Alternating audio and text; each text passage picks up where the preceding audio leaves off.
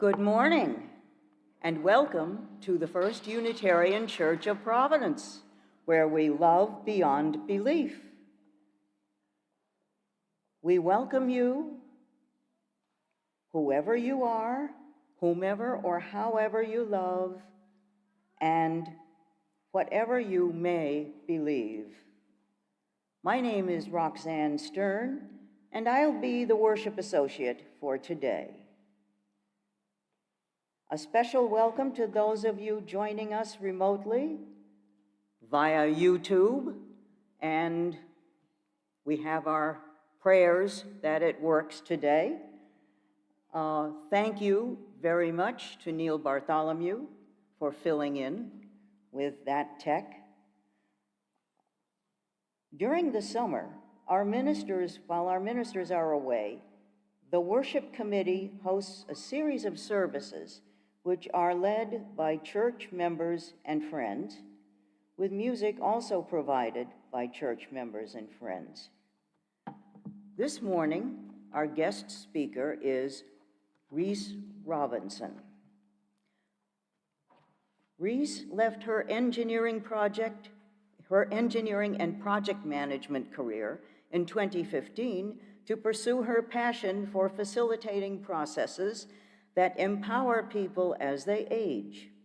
She is a certified Saging leader with Saging International, an organization promoting conscious aging, and a speaking of dying end-of-life planning facilitator.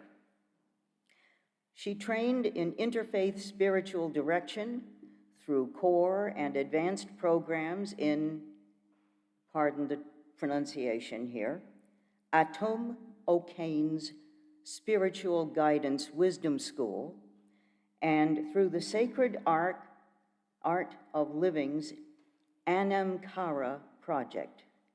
Anamkara, by the way, means soul, S-O-U-L, companion or friend. Reese moved to Rhode Island from Seattle in late 2018 so that she could be closer to her 3 children who all lived in New York City. She joined First Unitarian shortly thereafter. I have a special announcement to make for today's service. The topic is ritual and creating sacred space, and you may be moved to applaud during the service, but we respectfully prefer that you not do so, which will help to create the sacred space. Everyone is welcome to compliment the participants after the service.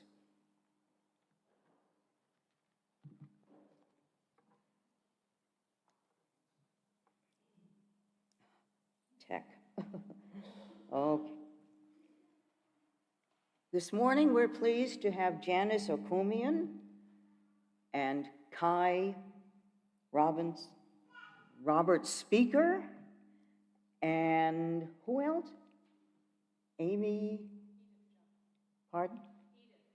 Edith Johnson as our musicians. Thank you very much. Let us now center our hearts and minds as we begin our worship together.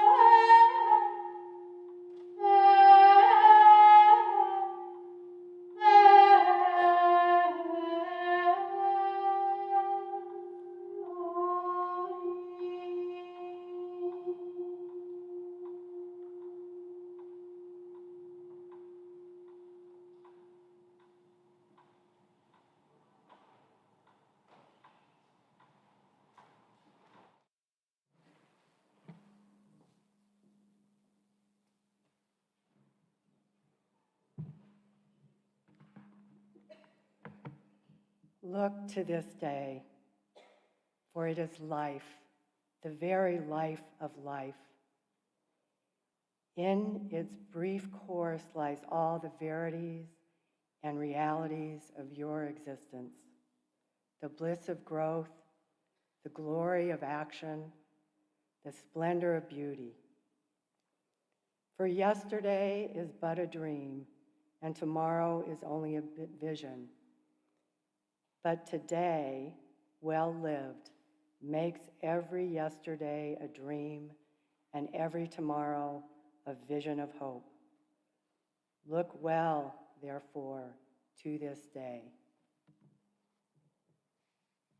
And now, if you would join me in the words for the chalice lighting. This light burns also in our hearts, and it lights our path toward harmony, justice, and hope for all.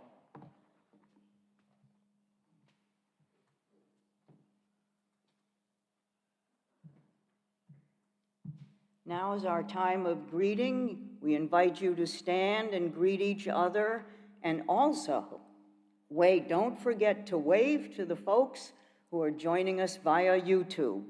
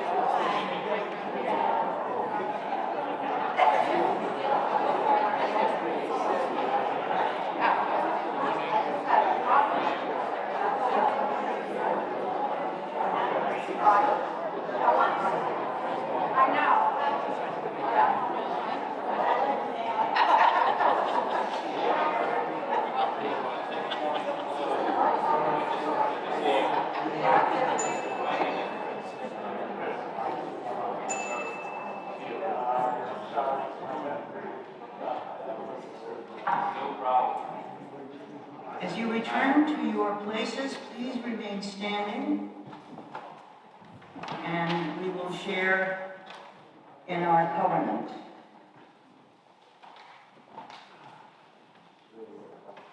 We, the members of the First Unitarian Church of Providence, with respect for the worth and dignity of each person, with wonder at the life we know by many names, and with gratitude for our deep connection to each other and to the larger web of existence, covenant to walk together in our search for truth, seeking the paths of wisdom, compassion, and justice. And now, let us share in singing hymn number 38, Morning Has Broken, in the hardcover hymnal.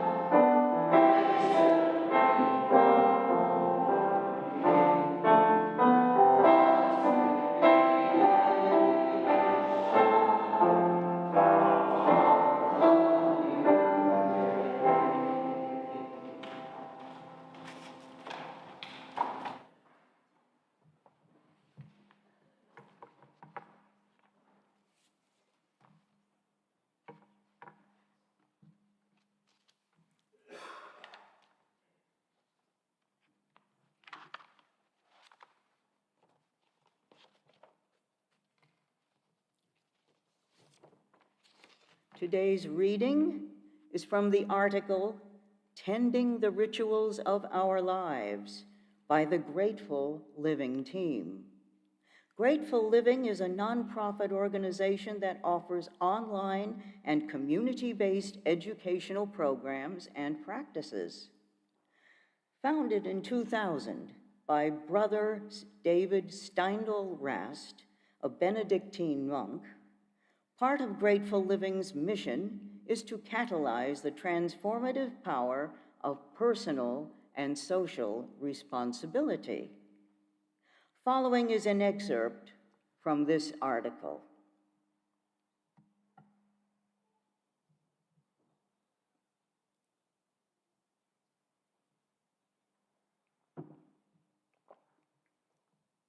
From small daily practices to the most important moments of our lives, rituals guide our journey, bind us to one another in celebration, gratitude, and loss, and return us to ourselves when we are most in need. They become the cairns along the trail of our lives, offering direction and clarity, meaning and reassurance. Often, they hold the keys to transformation. While some rituals live vibrantly within religious traditions, others are created and carried out by the secular collective, by families and friends, by each of us in our individual lives. For all the forms they take, what sets them apart from simple habits is their sacredness, something unnameable that transcends simply going through the motions. Rituals allow our familiar ways of being to fall away and, in that space, to experience our belonging, see fresh possibilities, and be changed or healed.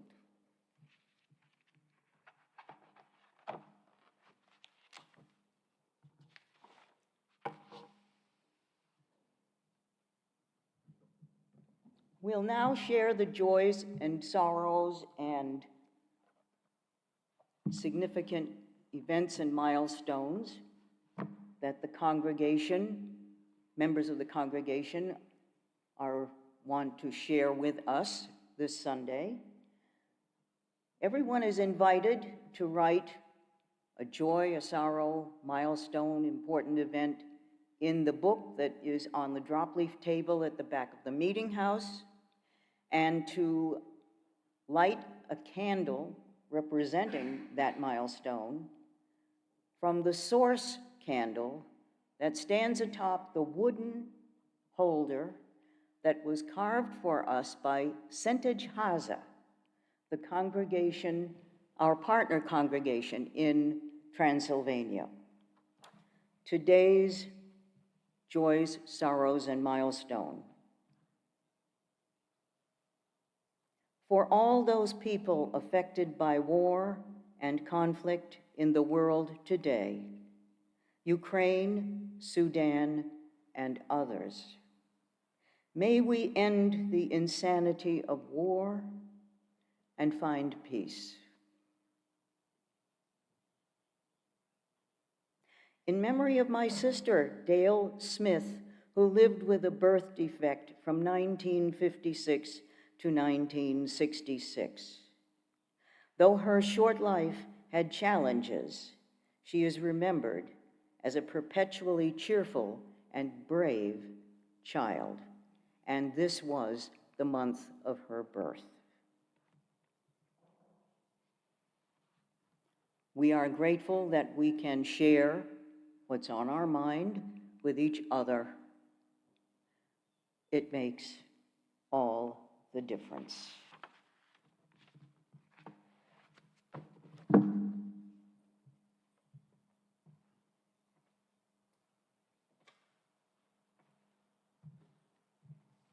And now is time to enter our time of meditation, Following the reading, we'll have a period of silence. So if you've lost someone over the past year, we invite you to stand or raise your hand in silent witness of that loss. So to begin, if you would close your eyes if you're comfortable doing that, or soft gaze downward, and take a few really deep cleansing breaths. Breathe into any tension you're feeling, and with the breath out, let it go. Come into this place where there's no other place to be, no other thing to do, but to just be here, right now.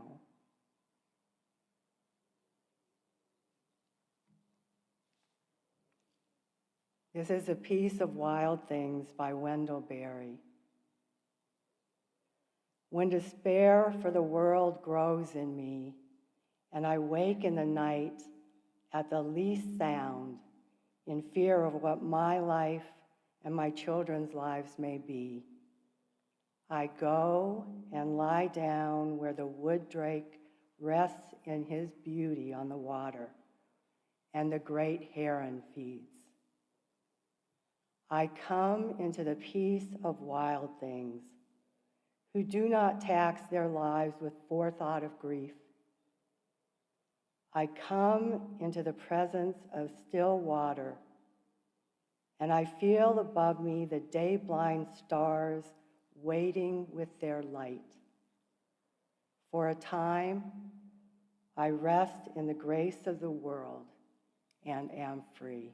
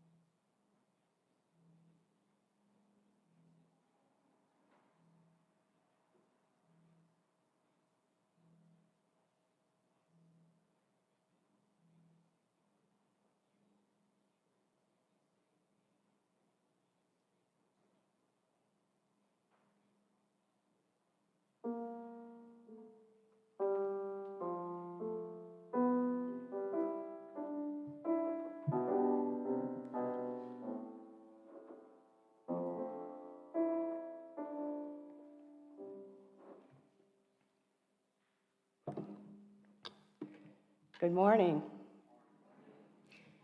Today's topic, ritual, is one dear to my heart. I do struggle to find a good, all-encompassing definition for it. At the Sacred Art of Living Center in Bend, Oregon, I learned that it's easier to know ritual from its effect than by its definition. Ritual has the power to move us from the inessential to the essential, from the surface to the depth. They bring what is unconscious into consciousness. Rituals generally use symbols and actions that can speak louder than words to convey what they're about, though rituals can include words. They enable us to acknowledge the unknown or mystery in the midst of reality. They help us navigate through important changes in our lives. They can be a way to incorporate the past into the future. They are a way to celebrate our joys and help us process our sorrows. They remind us of what is important to us. Rituals might be done individually or with a family, community, or faith group, or as a nation. There are graduation rituals, rituals around birth and death, holiday rituals, commitment rituals. There are so many beautiful rituals we participate in here in this meeting house. They can be used to mark or remember a time in history or in our lives. They can be a marking of a transition point or a rite of passage, like our coming-of-age ceremonies. Rituals offer a way to process, perhaps transcend or transform grief. They are a way for communities to come together over shared values and beliefs. An individual, through ritual, can embody or integrate what is meaningful to them in their life. Rituals are used to mark the cycles of the year. There are rituals of protest. Imagine the power of the simple act of taking a knee. The possibilities are endless. There are so many rituals we take part in, or could, just by virtue of being part of this human tribe. I propose that if you think of something as ritual, if it holds meaning for you, and you do it intentionally, then it is ritual for you. It might not be for everyone, or it might not be for anyone else, but it is for you. Rituals can be very simple or very elaborate. They might last a moment or occur over a period of time. A gesture intentionally done could be a ritual. I have a friend who, after having a contentious encounter with someone, will afterwards just merely wave her hands over her shoulders to brush the energy of it off. Breathing could be a ritual, using air as symbol and breathing as the action. Air could represent our interconnectedness, since we all breathe the same air. Or it could represent divine spirit, or it could represent something else. We bring the air into us with our breath in and give it back to the world with our breath out. Putting our hands together, bowing, and saying namaste to others is a ritual, the divine in me recognizing the divine in you. Many of our habits and routines can be rituals if they hold meaning, metaphorically or literally for us. Getting dressed in the morning, making tea, cooking, washing our hands. What might those actions symbolize? Our chores might become rituals. For instance, let me get a drink of water first. I really do not like weeding. But if I'm able to use the pulling of weeds in the garden as a metaphor for all the internal weeding I have to do, and I have a lot of it, I engage in weeding where I lose track of time. I follow the weeds where they lead, and I pull them out by the roots. I feel better after, it's cleansing, and added bonus, my yard looks a lot better because I do a better job of weeding. I want to be clear here, though, every time I weed is not a ritual. It's actually really rare when it is. It's only when I'm intentional about using and then pulling the weeds as a symbol for all the inner work I aspire to. So just as our habits, routines, and chores could be rituals, our rituals, if they lose their meaning and our engagement with them, can devolve into merely habits, chores, or routines. So what was once ritual for us does not necessarily stay ritual for us. Our rituals evolve as we evolve. We can create rituals for just about anything. We can create them from scratch, or we can adapt or modify rituals we've learned or taken part in. So I'm going to give you an example of this from my life.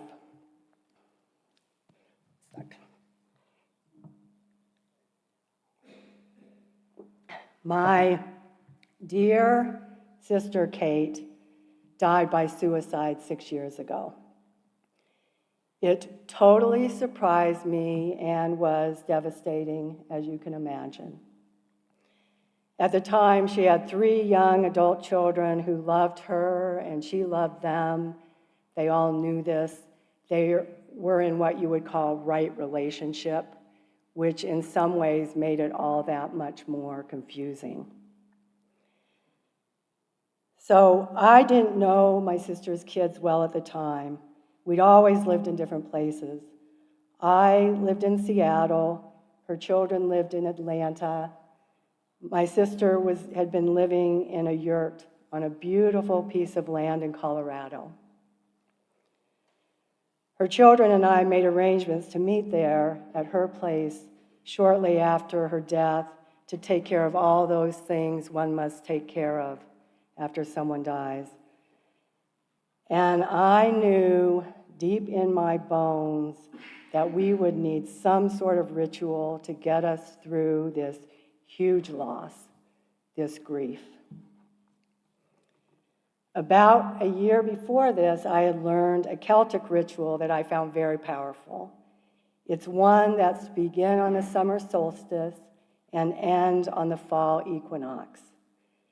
The idea is that you choose one aspect of yourself you don't particularly like and you'd like to work on. Something like self-criticism, or I'm too judgmental, or I anger easily, or I'm envious, something like that. Then, on the summer solstice, you go for a walk and you find a rock, or rather, you let the rock find you. I just want to say that in my experience, if you're approaching anything as ritual, mystery comes in and the universe supports you in surprising ways. So let's say the stone finds you, a small stone, one that you can carry around because you keep that stone with you all the time from the summer solstice until the fall equinox. And I'm doing that this year. Here's my stone I'm carrying around.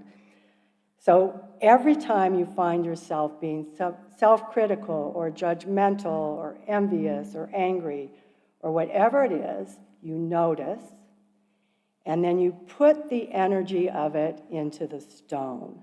You let the stone take it. Then, on the fall equinox, you take the stone and you go to a body of water and you hurl the stone into the water. The idea is that all the energy you've put into that stone over the previous 3 months will be released and transformed into something else, something life-giving. So Kate died on June 1st, close to the solstice. We wouldn't be having a memorial for her until the fall. So I thought a modification of the Celtic ritual I just described would help carry us through our initial grief. I told Kate's kids about it, and they were all keen to give it a try. Side note, you never want to ask anyone to participate in a ritual that they don't want to. That could be really soul damaging. But they all wanted to do it. So we began by walking around her property, and each of us found our stone, or rather, we let the stone find us. We would carry our stones with us until we met for her memorial, and in the meantime, we would put all our feelings, our grief, our anger, our frustrations over questions that we would never have answers to, into the stones. In October, we gathered in Maine for Kate's memorial. Her kids and I brought our stones with us, thinking we would be throwing them then. At that point, though, not all of us were ready to let them go. We still needed to hold on to them, and that was okay. rituals can take on a life of their own. We would each throw the stone when it was time to throw the stone, when the time was right for us. I can't tell you how perfect this ritual was. It allowed us to grieve together even though we were apart. Knowing we were all carrying our stones and going through a similar grieving process built relationship between us. It gave us talking points. It brought us together in a way that may not have happened otherwise. I believe that was an unexpected transformational aspect of this particular ritual, and I am so, so grateful for it. Before closing, I offer these two quotes. The first is another one from grateful.org. Reflecting on the most important rituals of our lives is a way of mapping our story. It also invites us to consider how ritual enhances our life, deepens our lived experience, and opens up possibility. In Brain Pickings, Maria Pavlova wrote, "More than a pleasurable rhythm for everyday life, rituals cast an anchor of stability during turbulent times." Since these are such turbulent times, I'm going to repeat that. More than a pleasurable rhythm for everyday life, rituals cast an anchor of stability during turbulent times. Our lives hold so much opportunity for ritual. Some of the events of our lives seem to cry out for it. Imagine if we lived as a container for ritual in a way where one ritual leads to the next, rituals occur within rituals, where our rituals connect us to our deepest self, to others, to the world, and to Mother Earth, where our rituals connect the present to the past and to the future. Would we be more intentional? Would our lives have more meaning? Would we be more present in our lives? Could ritualistic living promote healing in our world? Would it be transformative? Would it make a difference?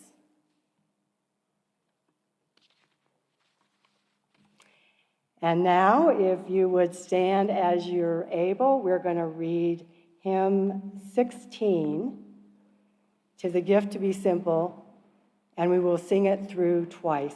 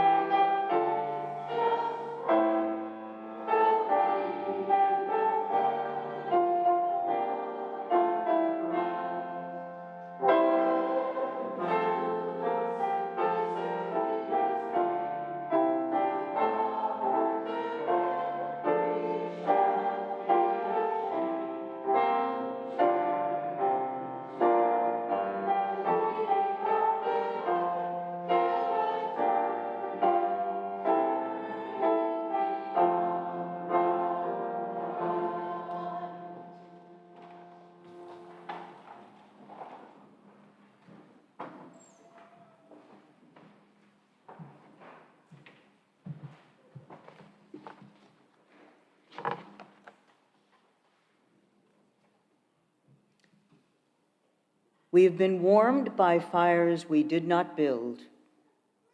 We have drunk from wells we did not dig.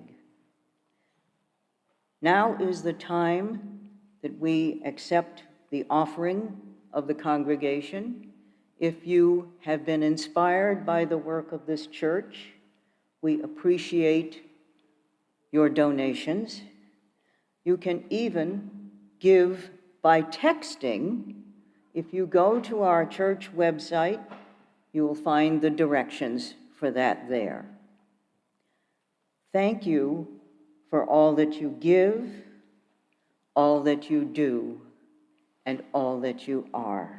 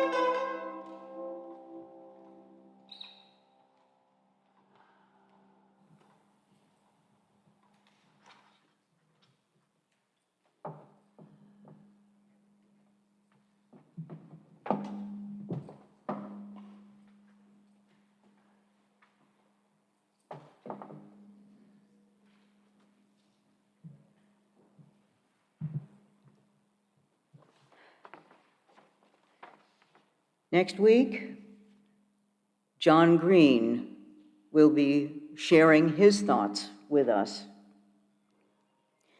I want to remind you to read your meeting house times, which comes to you via email every week. It has all the information about the activities here at our church. And I want to remind you that the opening of the regular program church year and the return of Reverend Liz and Reverend Roger is coming soon. So please pay attention to announcements about those things in the meeting house times. We'll now extinguish the chalice. Please join us in the words for closing the service. We carry the flame of peace and love and hope until we meet again. Our closing postlude is Return Again, which we will all join in with in the teal hymnal. So we're going to sing this together. It's a little bit of a ritual to end our ritual day here. So if you'll turn to music 1011 in your teal hymnal.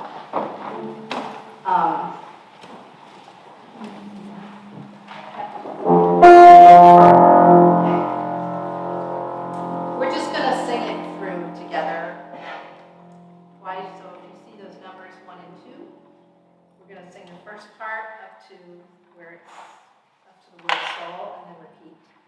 And then we move on to the second part.